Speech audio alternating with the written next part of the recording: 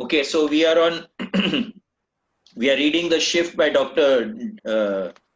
Wayne Dyer, and we are on chapter 1, page 18 of the book. 25 of the PDF. Nothingness is equivalent to the expression of zero mathematically. It can't be divided, it has no empirical value, and if we multiply anything by it, we get a sum of nothing. Yet, without the indivisible zero, mathematics itself would be impossible. Before we came into this material world, our essence was nothing. We had no things encumbering us. No rules, no duties, no money, no parents, no hunger, no fear, nothing at all. Yeah. Okay, so if I am everything, then I am nothing. Okay, so the idea is to know something, you have to have duality. You have to have that duality. But our mission over here is to go back into that nothing. So the more expanded our consciousness becomes, the more towards wholeness we go, and the more towards nothingness also we go. So in nothing is everything, and everything is nothing. And we are born with nothing. All the things that we are gaining or we are getting is in this lifetime, and we are here to transcend them, to learn them, to grow from them. When I wrote essays on the 81 verses of the Tao Te Ching for my book, Change Your Thoughts, Change Your Life, I was struck by how much emphasis Lao Tzu placed on knowing the great Tao, God, by giving up everything, letting go of all attachments, doing less, owning nothing, and practicing getting to know God by emptying rather than filling the mind. Almost every great spiritual master tells us to find God in emptiness and to hear God speak to us in silence. So, no, one of the answers to the question of where we come from is nowhere, with nothing. So the task of all meditative practices is to take you into a state of no thought, because also a thought is something. Okay, because we live in a materialistic society, we equate something with material things, but even our thoughts is something. So when we go into that emptiness of no thought, that is when into that emptiness or that silence of no thought is when we can make that connection with the divine, when we can make that connection. And all spiritual practices tell us to go there. Now, if I am attached to something, then I can not be going into nothing. So even Vedanta tells us that the more detached you are, so you perform your action, but with a detached attitude. So the more detached you are, the less attached you are, the better off you are to go into that transcendental state of consciousness. We must make the effort to find our way to that peaceful nothingness while we are still in our body.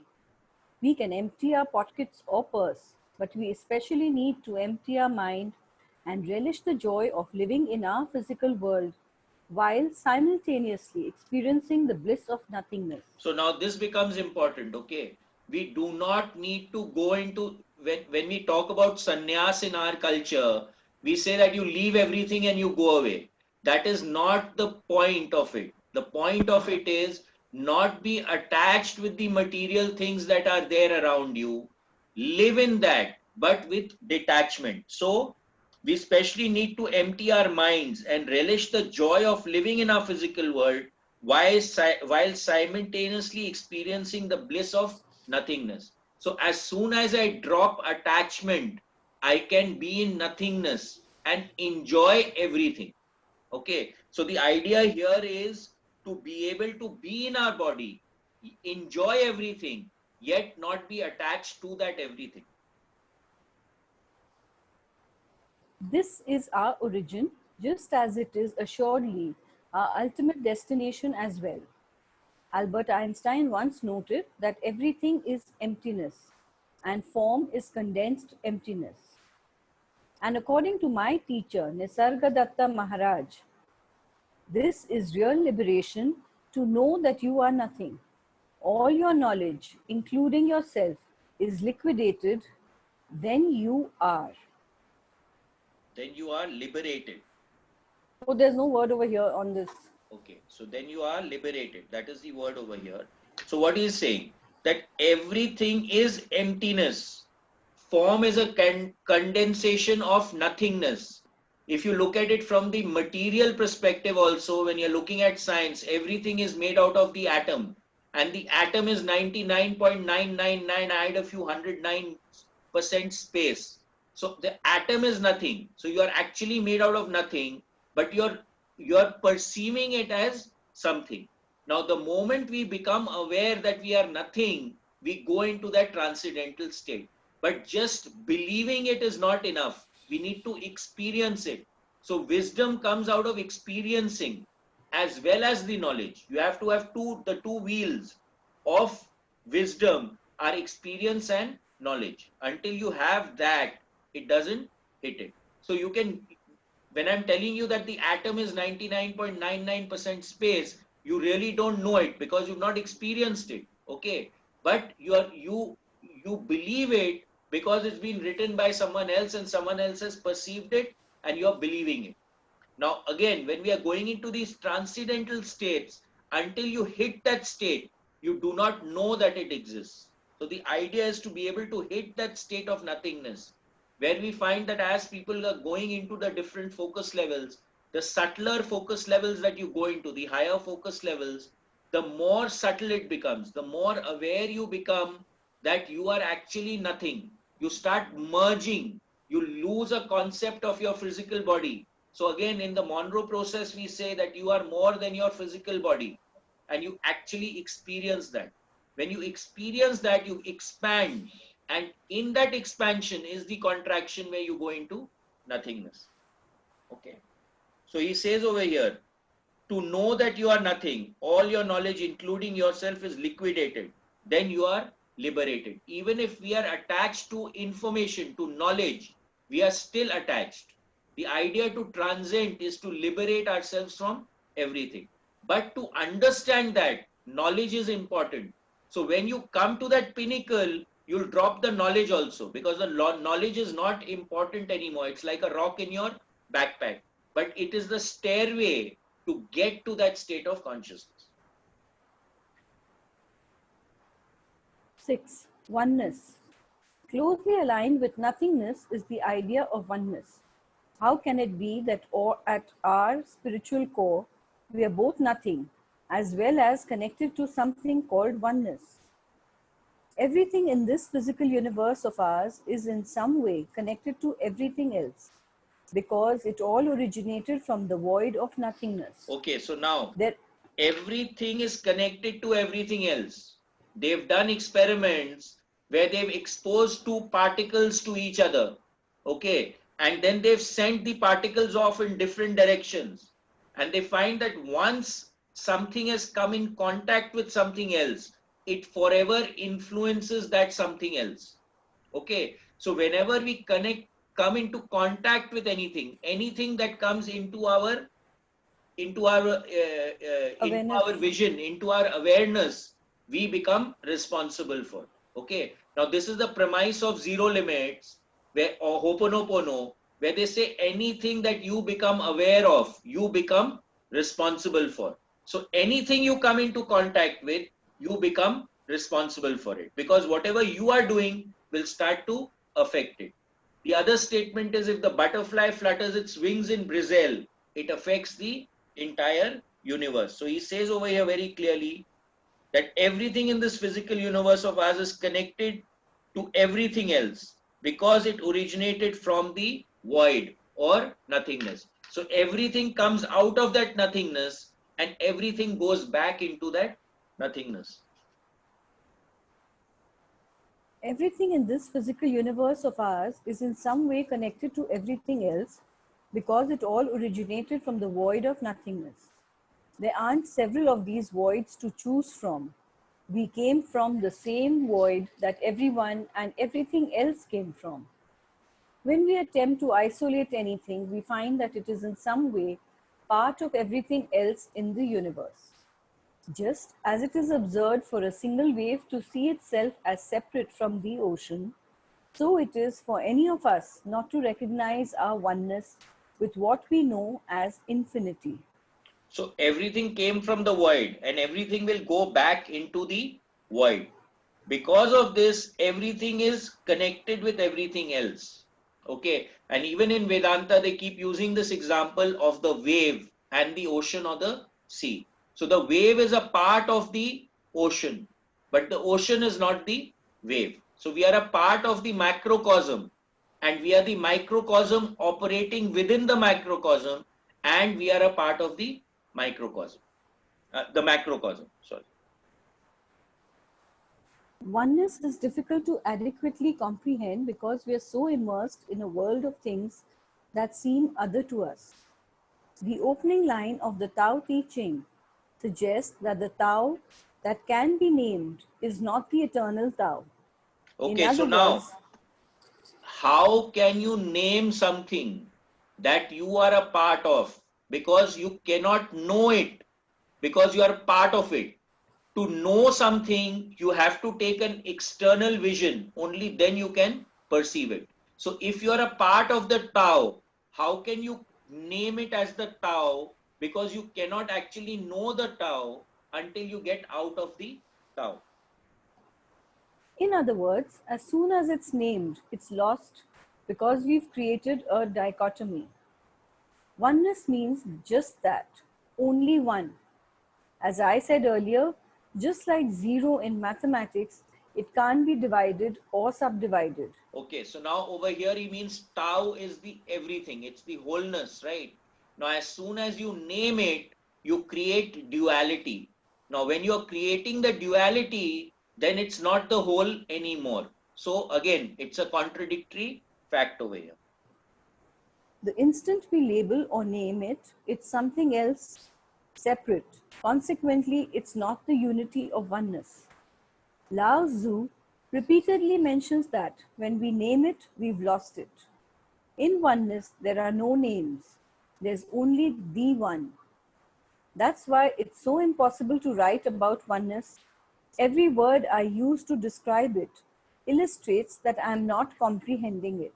So again, it cannot be described. So even in Vedanta, metaphors are used to describe that state of consciousness or to describe that. So we are constantly using metaphors. The place that we came from is devoid of dichotomies, unlike our material world, which is dependent on pairs of opposites. In this world, without a concept of up, there can be no down. Without an idea of death, there's no life. The north pole of a magnet can't exist without the south pole. No male, no female, no right, no wrong. Okay, so We now we live in a world to create our reality, to be able to live in this reality that we've created for ourselves. We have to live in duality. We have to have a comparison. Everything has an equal and opposite. Okay, basic Newtonian physics. Every action has an equal and opposite reaction. So over here, we need that duality to make that comparison. We need that distinction. If that distinction is not there, then we cannot compare. We do not have any base on which to compare. Now, if I have red and if I have blue, then I can compare the two colors. But everything is red, then what do I compare it with? Okay. So over here, what he's saying is that that wholeness has no duality. You transcend duality when you go into that wholeness. But over here in this 3D reality, we have to have uh, comparisons or duality. We think in dichotomies and we identify ourselves on the basis of opposites. We know what we like, what tastes good, what feels good, and so on because of our experience with what we dislike. Because of this material world, many of us find it difficult to access oneness, the world that the ancient teacher Hermes described in this way: God is one, and he that is one is nameless, for he does not need a name, since he is alone. All things have been derived from one. So everything has come from that oneness. The idea of oneness is next to impossible to grasp because we live in a world of contrasts, and contrast requires more than one element. So here we are, persistently in our world of two-ness. How can we grasp the idea of oneness in the world of non-being that we occupied before we came into beingness? One way might be to think of our fingers, legs, arms, toes, and eyes. We don't think of them as separate entities from our total being. We don't refer to our fingers as being separate from ourselves, even though they have their own unique qualities and character. They are part of the oneness we refer to as ourselves. So it is with our relationship to Source or God before we came into this world, in that world which I am calling our fromness. We and God were one. So again, we come back to that state, where that Bruce Moyne talks about before we came into the earth, our consciousness was that. So we knew a lot. I'm not saying that that was end all and for all. When we've come here, we compress our consciousness. And then when we go back, we will again expand our consciousness. So when we are here, our job is to expand this consciousness to be able to connect with that wholeness. So at least come closer to that state of wholeness. But it is impossible to totally connect with it because it is literally beyond our grasp. For example, when we are talking about focus levels, we are in the excursion, we go up to focus 10 and 12. In Gateway Voyage, we go up to 21. In Lifeline, we do up to 27. In focus, in Exploration 27, we go into 34. So the focus levels that we are talking about in the Monroe programs is up to 52. But then there is one lady in one book from the institute. She talks about focus level 253. So where are we? We are taking small steps to expand our state of consciousness to be able to go closer to the wholeness or to get closer to the oneness. Oneness as the concept of where we are from means discarding all ideas of separation from anything and anyone. We can simulate oneness through the part of ourselves that knows the silence where there are no names and no things. Here, we can begin to feel our connection to everyone, to the earth, to the universe, and ultimately to the great Tao. Oneness becomes accessible in that great power, which acts without doing, keeps the entire universe in order, and generates form from nothingness. So,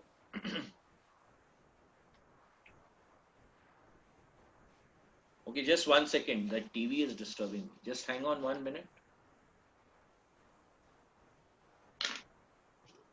Okay, so when we are going into oneness, then everything drops. If we imagine that we are free of all, 1 second. So the idea here is that when we go into oneness, we have to drop all attachment. If any attachment is there, then we are in duality. Okay.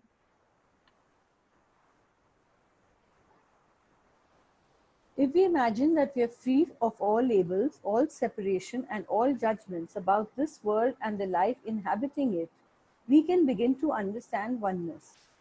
The place we want to enter is of simple being.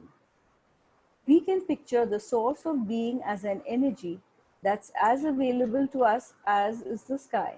So when we There's want to no anger connect with towards anyone. oneness, when we want to connect with oneness, then all judgment, all feelings of being separate has to drop.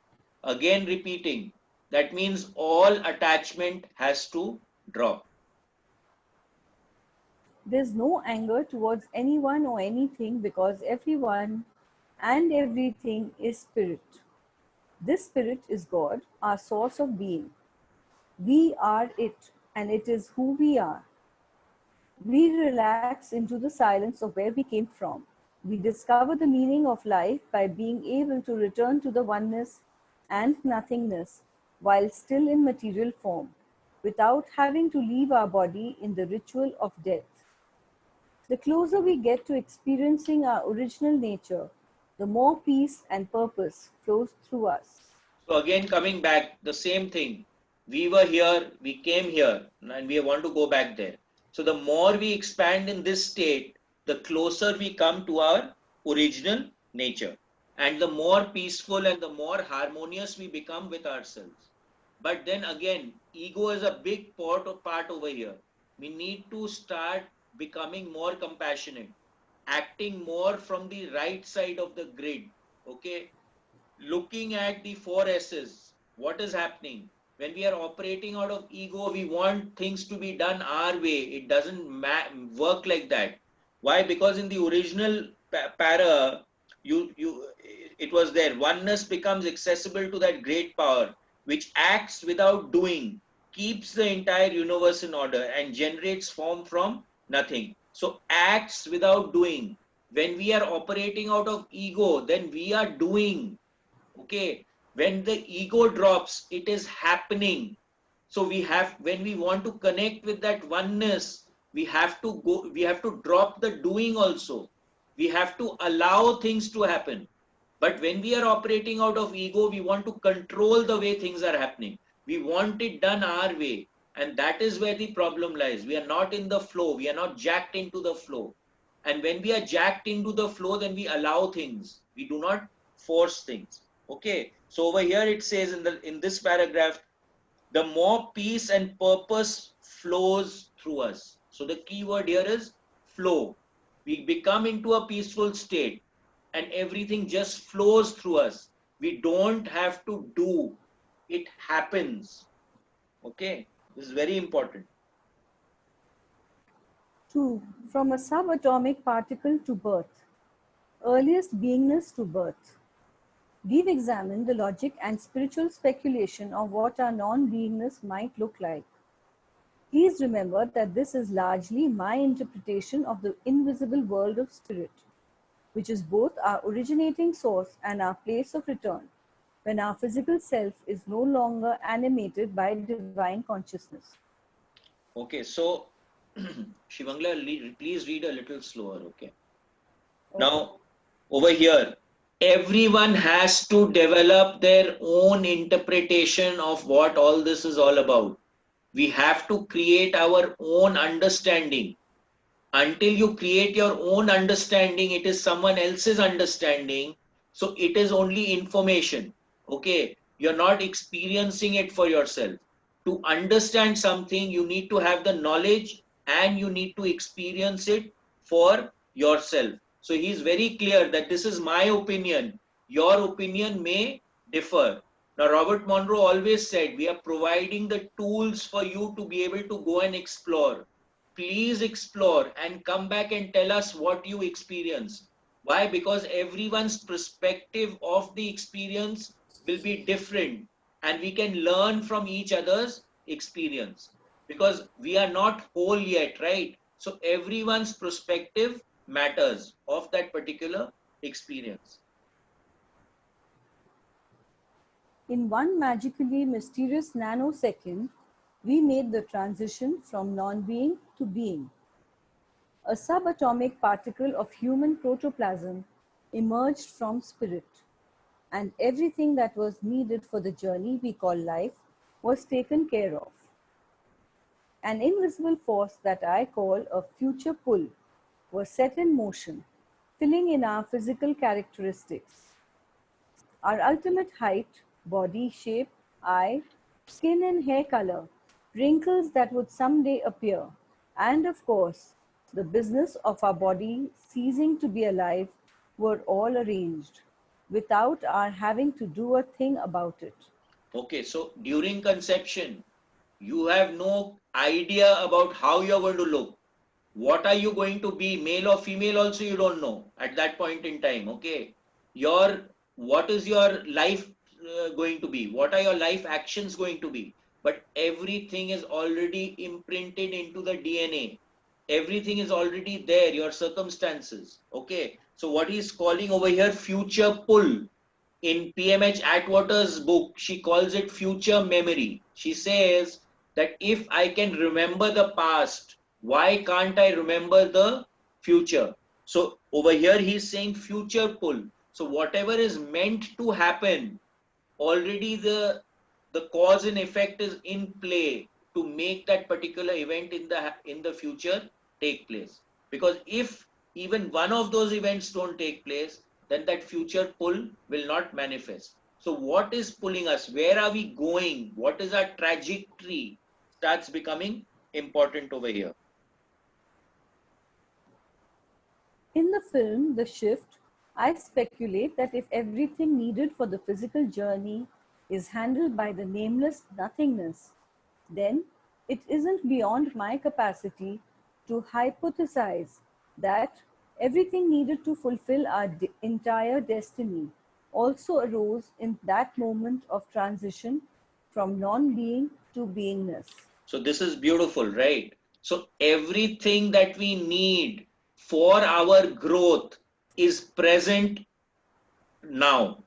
So whatever is happening to you now is the best possible scenario that you can have to experience that growth towards nothingness or that growth towards oneness.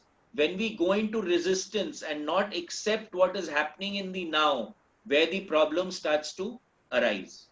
Okay, so everything that we need is already with us for that particular experiencing. Our dharma, our essential purpose for being here, our personality, and all of the help we need along the way were also in that microscopic dot. If our body was on a journey that's all handled by the great Tao or God, then I say, why not everything else about us as well? So if even one thing is handled by that great expanse, then everything in our life is handled by that great expanse. And if we can jack into the flow and we start allowing things to happen rather than attempting to make them happen, then everything starts to fall in place and then the synchronicity starts to happen. The problem is our ego, where when the ego starts to play, that is when we get whipped, okay, and then we get beaten. The point is to allow things to happen. You'll find in hindsight that if you consider at some point in time it was the worst thing that was happening to you, when you look back, it was the best thing that happened to you. So everything that is required for your growth is present right now for you. And the more you embrace it, the more you accept it, the better it is for you. The primary characteristic of this 9-month journey is what I call surrender. There was nothing for us to do. Somehow, our source of being in its infinite wisdom was going to do it all. So now let us see. Now, if you look at it from the 4S's perspective of the baby, did the baby come on its own? It happened on its own, Swata. Did the baby have to do anything about it? It was sahaj. It was easy for it to do. Did it accept it? Of course, it accepted it. That's why it's being there. Okay. And was it the right thing to do? Okay. So if it is manifested, it was the right thing to do. So all the 4S's, as far as the baby is concerned, is present. And what does the baby do? The baby does nothing. Everything happens for the baby. So the baby is in total surrender. It's allowing things to happen and manifest the way that it's meant to manifest. It's a beautiful example, I must say.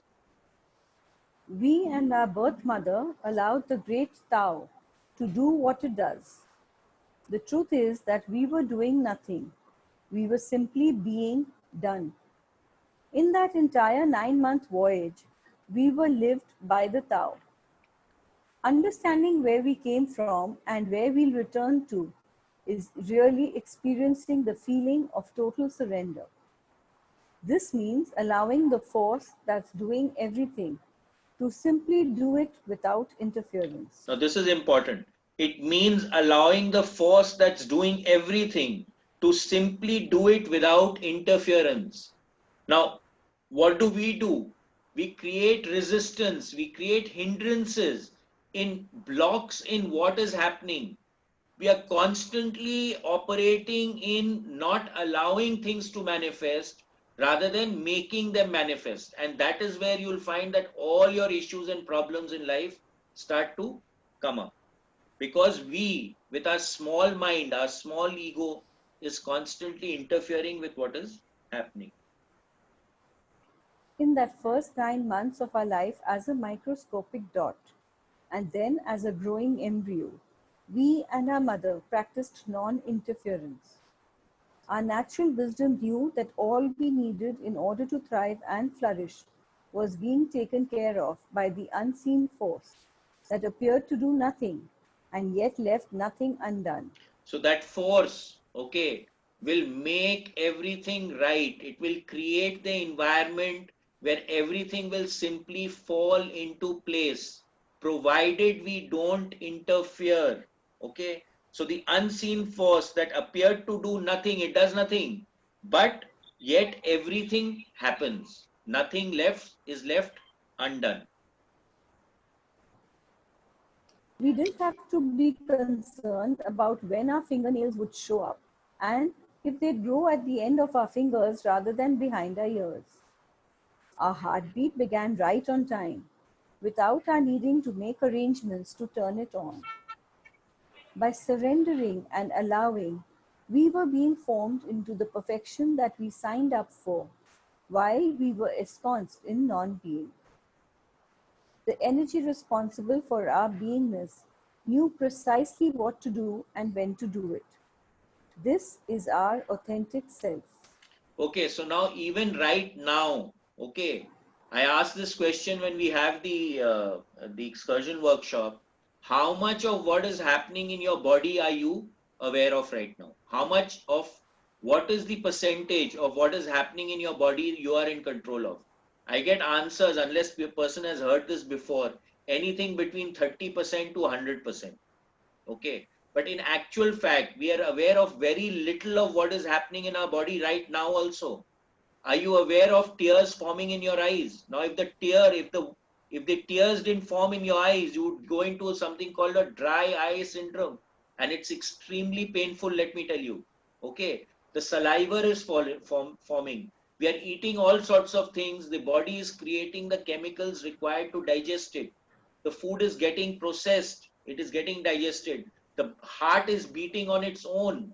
The blood is flowing in our body on its own. The nutrients are going to these cells on their own. Are we doing anything about it? It's all happening. So what's making it happen?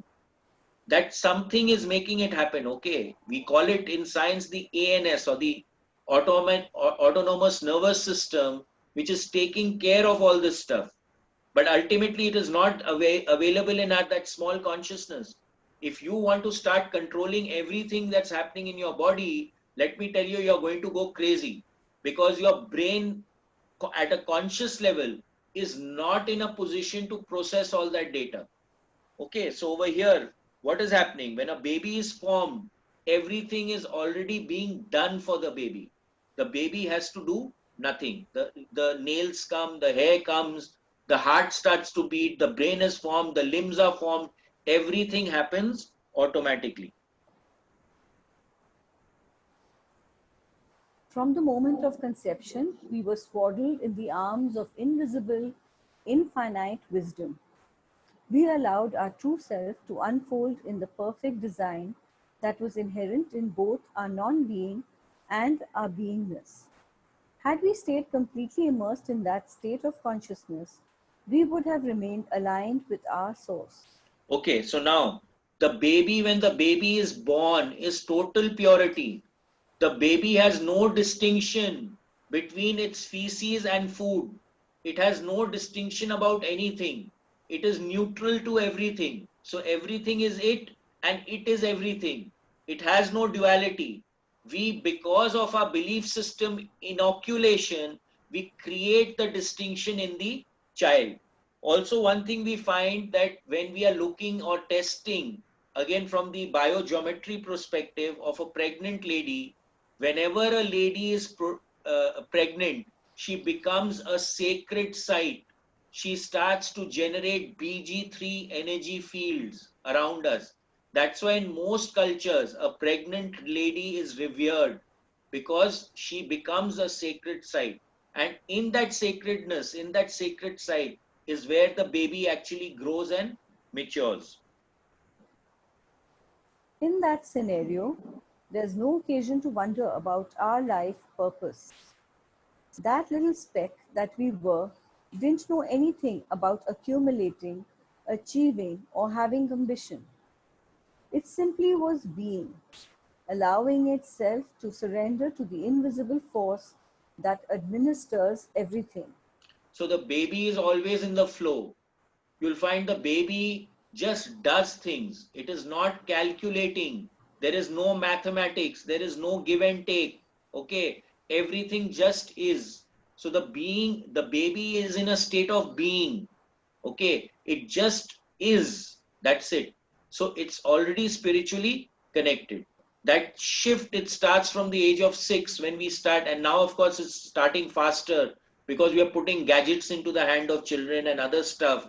The innocence of the child is getting taken away quicker and quicker these days. Okay, that state of oneness is getting broken up. But rather than staying in that state of allowing and surrender, we were hooked by a set of beliefs that put ambition ahead of allowing. The part of us that is from allowing, surrendering, and being arrived in form in a place where ambition was given primary importance. Okay, so now Had again over here, what happens? Now this is the belief system that we are inculcating into a child. You have to be the best. You have to have the best. You must get everything that you want. Okay, so we are putting all these belief systems into the child. And when we put a belief system into a child, we are creating a box in from where the child has to operate. And then what is our job right now? To transcend that belief system, to go into freedom. So Robert Monroe called it, what is it? Getting escape velocity. Escape velocity from what? From our belief systems. Our belief systems are one that holds us back and creates restrictions in our lives. And who creates it? We create it ourselves. So over here, ambition is given primary importance rather than the connection. So ambition mane kya? I am better than the other guy. But when we are in oneness, we are the other guy. So what is the concept of being better than the other guy? Because we are that other guy. If he loses, we lose. If we win, they win. So when everyone works towards each other and helping each other, then the concept of ambition goes out of the window. This again in Celestine prophecy, I keep referring to that state where we are feeding each other rather than going into control dramas where we are trying to absorb from each other. We give each other love, we give each other energy. So everyone feeds each other.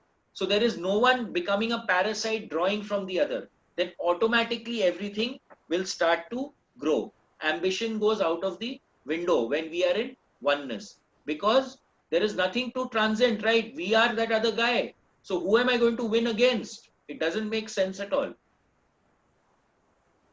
Had we been capable of continuing our life with what we came from, we'd be living at the highest levels of awareness or God realization. Enlightenment would be ours, and it seems to have been intended that way. As Jesus put it, even the least among you can do all that I have done and even greater things. And is it not written in your law? I said, you are gods. Indeed, where we came from is God, and therefore we are God as well. So if I am a part of something, I am that thing. Even in Vedanta, they say that aham brahmasmi, that I am a part, I am God. Why? Because I'm a part of God. So I am God. It is as simple as that. And every one of us is capable of performing miracles, provided we get rid of our boxes, our belief systems. We are restricted by our belief. Okay. Because we believe that we can't do something, we don't do it. But the moment you can think that you can do it, it will happen. Yesterday I was rewatching that movie Matrix. I don't know how many of you all must have watched it, but it is totally taken from this concept. The moment Neo realized that he is not restricted by the matrix, he transcended the matrix. So the same thing is being spoken over here. The reality seems to be that we all tend to shift to ambition in a form that we insist on directing. The possibility is that we all have the choice to then shift to meaning and thereby complete our return to the place I call from. In the next chapter, I'll discuss the ambition phase. Okay, so again, we all tend to shift to ambition in a form that we insist in directing. So I am wanting to be in control. So here he's talking about the ego, that the ego wants to direct what needs to be done. I want this. I what? I is referring to the ego over here. When you're going into wholeness, then ego goes out of the window. You operate out of oneness. Here's a recap of and suggestions for recapturing our fromness. Nothingness. Allow yourself to enjoy silence and meditation. Even if you don't have a structured meditation practice, give yourself time to simply savor the silence. Turn off the noisemakers at home and in your auto. Create time to be in nature away from human-made sounds. Learn to treat your voyages inward as sacred space, spending moments repeatedly, letting go by physically and mentally relaxing. Letting go of worrying, planning, thinking, recalling, wondering, hoping, desiring, or remembering. Consciously let go of each physical sensation you notice. Do this one moment at a time.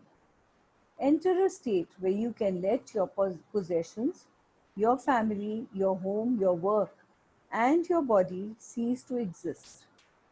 Experience the inner bliss of nothingness.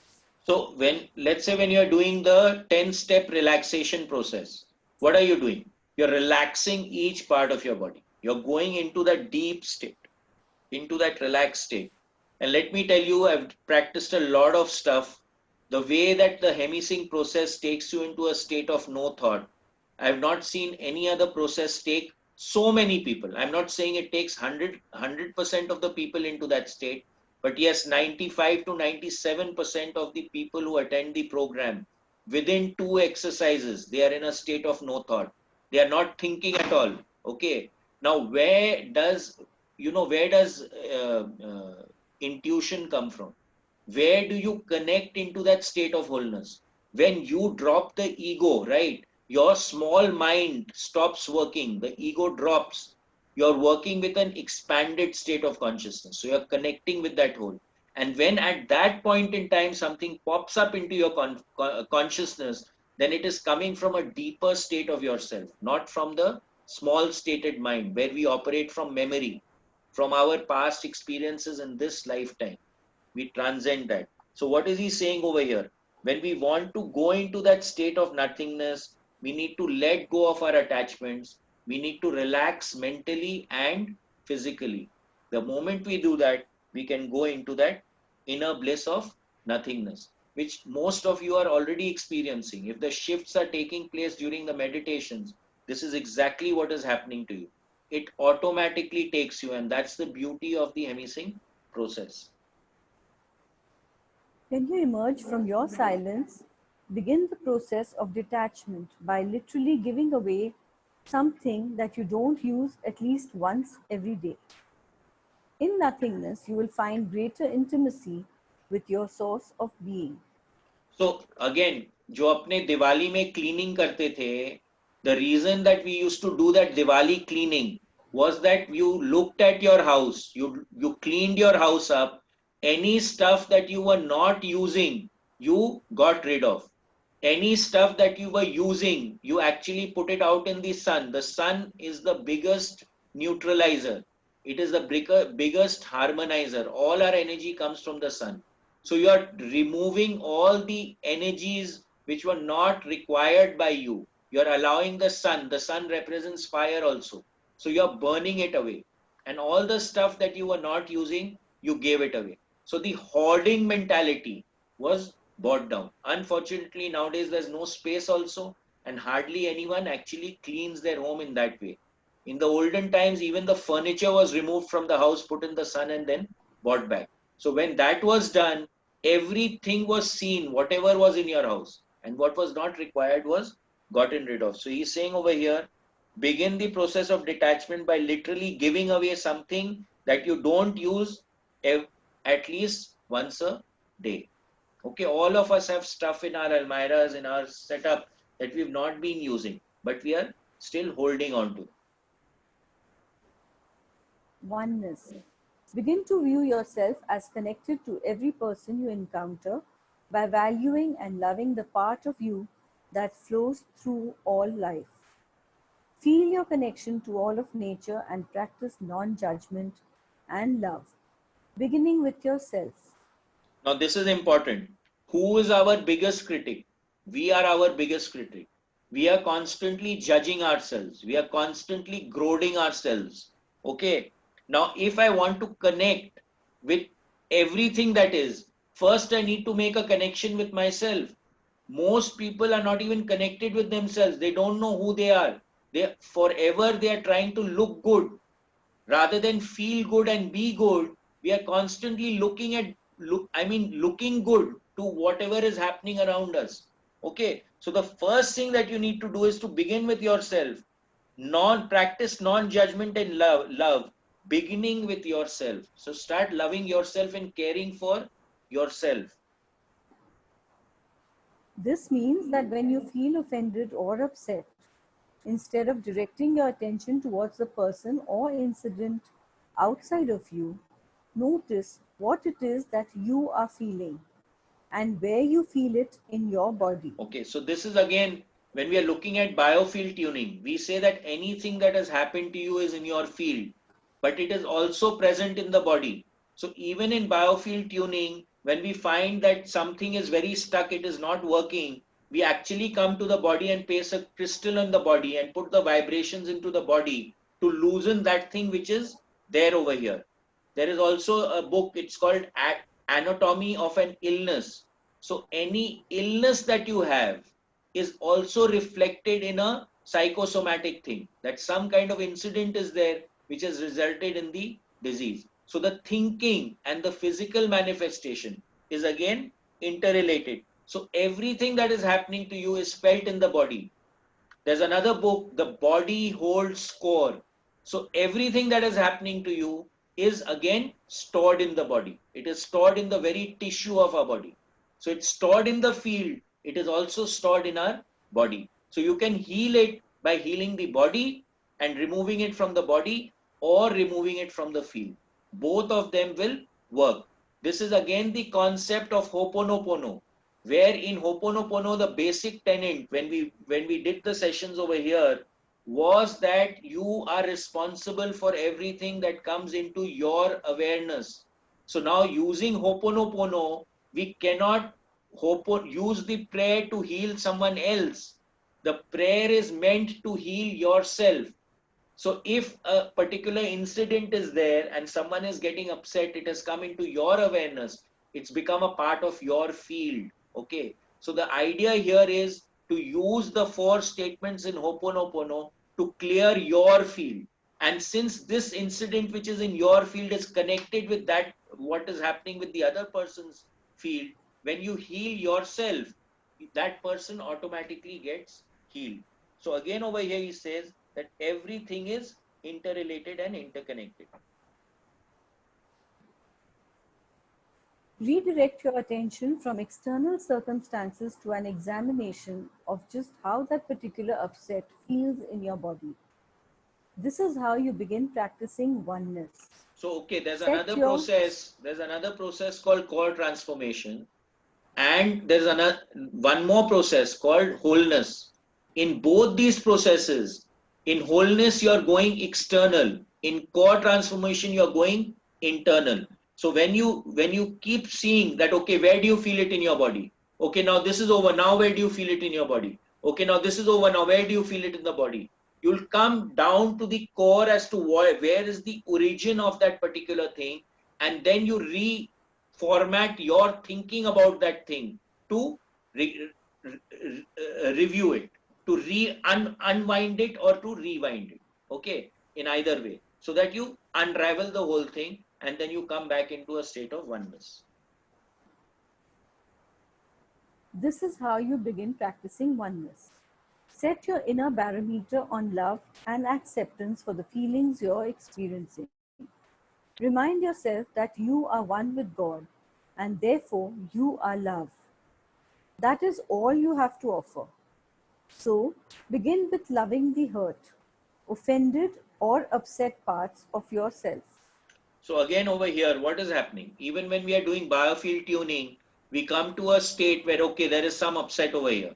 And then what I've started finding is saying affirmations to yourself that, okay, I love myself. I let go of this. I embrace this. Automatically starts to dissolve that hurt that is there and integrate that energy which is stuck over there into your system. So what is God? God is love at the end of the day. God is when you're operating in the flow. God is when you're operating from the right side of the grid. Okay. Again, when we did 4 agreements, what were the 4 agreements? The first one was be impeccable with your word. God says what he means and does what he says. Okay. The other one is don't take things personally. The third one was do your best. The fourth one was do your best. And the other one was do not make assumptions. Assumptions. Yeah. So the 4 things were there. Again, if you're operating with those 4 tenets, you will find that you're operating from the right side of the grid. If the 4 S's are met, you're operating from the right side of the grid. You will be in an uplifting state of consciousness, not a depleting state of consciousness. So the idea is to shift, create that shift within yourself.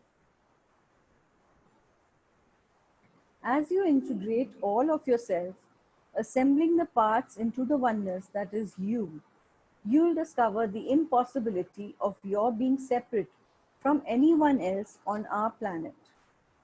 Simply recognizing the times of anger or annoyance as opportunities to know yourself better and to forgive and love yourself will extend your awareness of the oneness you are. Practice this kind of oneness, and love will flow outward naturally to include others whom you've previously judged.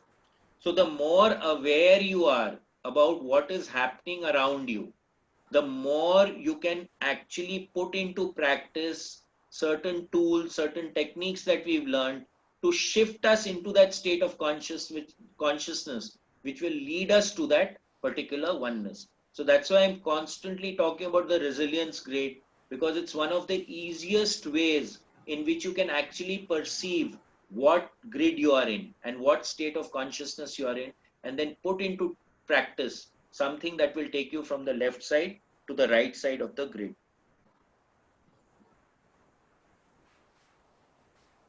Surrender.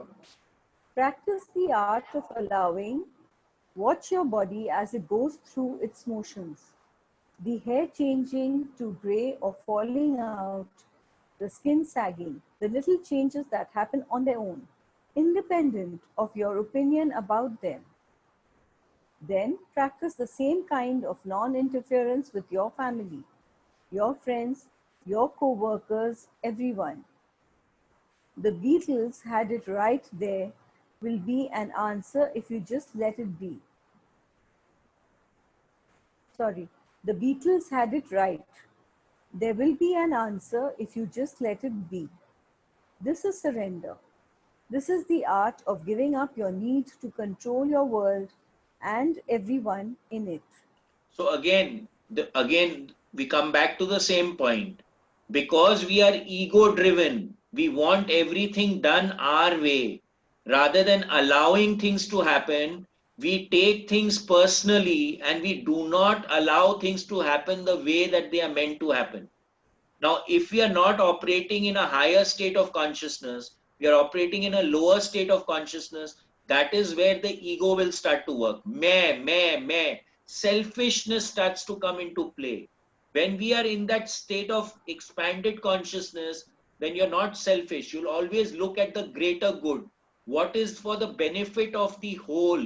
rather than your benefit. You have to see what is working for the whole rather than yourself. All great leaders and spiritual people always looked out for the whole, not for themselves. And then allowing, rather than forcing something to happen, we need to allow it to happen, allow it to unfold. Okay, and trust the process, trust that higher divinity or that higher divine consciousness, which is actually masterminding everything. So that guy has a plan, there's a plan in place. But ultimately, we have free will, and they allow us to operate our free will. But the more we align with that divine purpose, the happier and more flowing our life will start to become. When we operate from that small consciousness, from there, all our problems stem out. If you look at your life when you had the main problems, you'll find that you were not in the flow. The four tenets, the four S's were not met. And that is when you have a problem in your life. It's 3:15, As Nikadhya. Let's finish this quickly. as we in the recovery movement have been saying for many years, let go and let God. When you practice surrender on a daily basis, everything seems to fall into place. You came from a place of well being, of love, kindness, gentleness, joy, and purity. This is your fromness. Surrender to it. When I find myself wanting to control my destiny, I say to myself, let go, Wayne, let go, and let God. Try this. Using your own name, it works. My Okay, so attempts again to over here, what describe happens? So again, let go and let God. And then he says over here, everything seems to fall into place. So when you attach to the flow, everything, synchronicity starts to take place in your life. Everything starts to happen on its own. The moment you start operating out of selfishness and your own small ego, that is when the problem starts to happen. When you let go and you allow God to do what needs to be done, automatically things happen in the way that they are meant to happen. my attempts to describe where we come from are stated in the 21st verse of the Tao teaching. The greatest virtue is to follow the Tao and the Tao alone. The Tao is elusive and intangible. Although formless and intangible, it gives rise to form. Although vague and elusive, it gives rise to shapes. Although dark and obscure, it is the spirit, the essence, the life breath of all things. Throughout the ages, its name has been preserved in order to recall the beginning of all things. How do I know the way of all things at the beginning? I see what is within me. So everything is in the Tao, and the Tao is everything. I close this chapter on your fromness by citing my very favorite passage from A Course in Miracles, pages 486 to 488. It remains us all that knowing where we came from is a function of remembering, and that we cannot unlock the mysteries of our spiritual origins unless we move to a place where we can. In fact, remember our source of being right here, right now. So again, expanded state, we come to a compressed state, we want to go back into the expanded state. The memory of God comes to the quiet mind. It cannot come where there is conflict. For a mind at war against itself remembers not eternal gentleness.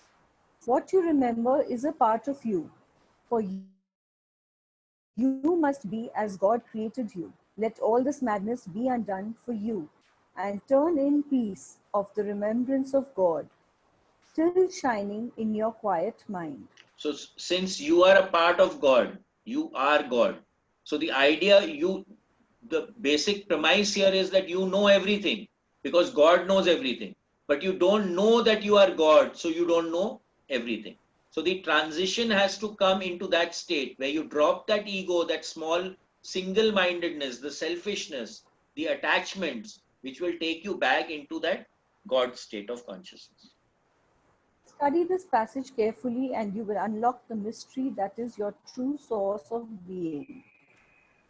Get quiet, let go of conflict, become peaceful, and remember the eternal gentleness that resides within you. So connect with that state which is inside you. Okay, anyone, anything to say?